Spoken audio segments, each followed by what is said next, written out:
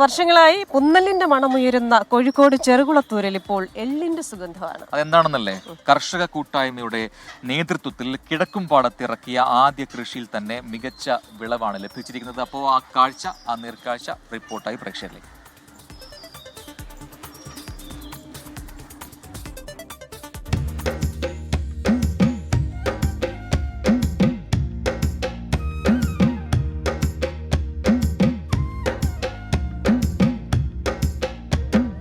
ചെറുകുളത്തൂരിലെ കർഷകരായ ചെമ്പായി ബാലകൃഷ്ണൻ, ചന്ദനപ്പുറത്ത് മനോഹരൻ, മുണ്ടക്കൽ പ്രകാശൻ, തോട്ടുപുറത്ത് ജയപ്രകാശൻ എന്നിവരുടെ നേതൃത്വത്തിലാണ് കിഴക്കുംപാടത്ത് ആദ്യമായി എള്ള് കൃഷി ചെയ്തത്. പെരുവയൽ കൃഷിഭവൻ നൽകിയ കാർഷിക സർവകലാശാല വികസിപ്പിച്ച ഹൈബ്രിഡ് എള്ള് വിത്ത് ഇനമായ തിലോത്തമയാണ് വിതച്ചത്.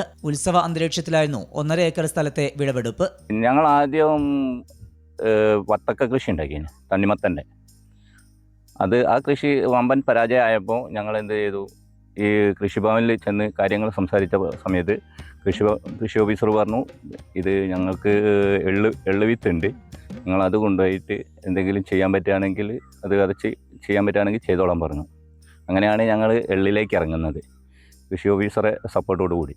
ജനപ്രതിനിധികളും കൃഷിവകുപ്പ് ഉദ്യോഗസ്ഥരും പ്രദേശത്തെ കർഷകരും വിളവെടുപ്പിനെത്തി. കിഴക്കുംപാടത്തെ ഈ കൂട്ടായ്മ കാർഷിക മേഖലയ്ക്ക് മാതൃകയാണ്. 24 കോഴിക്കോട്.